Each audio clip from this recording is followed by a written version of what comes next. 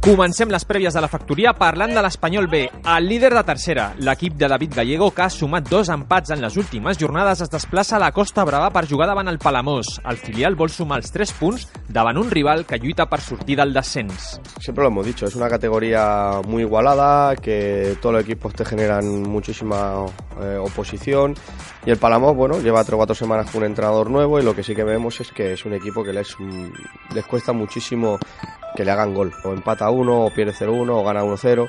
Dissabte estarem molt pendents del juvenil A. Els de Luis Blanco reben el Girona, un equip que està fent una gran temporada i que està igualat a punts amb l'Espanyol a la classificació. Després de 2 victòries consecutives, Blanco espera aconseguir la tercera. Bueno, vamos de una manera progresiva otra vez mejorando mucho.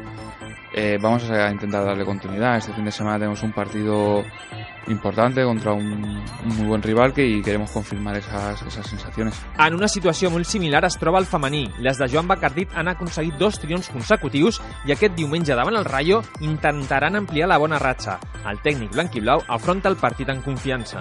Durant la temporada ja havíem aconseguit guanyar 2 partits seguits, passa que després del segon partit, el tercer, l'hem perdut, no? I ens hem plantejat una mica aquest repte ara que hem sigut capaços de tornar a guanyar 2 partits seguits, que és el tercer cop que passa durant tota la Lliga, a veure si som capaços al tercer partit de seguir amb aquesta dinàmica i no abaixar els braços i pensar que ja ho tenim tot fet. I tampoc ens oblidem del juvenil B, que aquest dissabte juga davant el Mollet a 4:45. Molta sort a tots!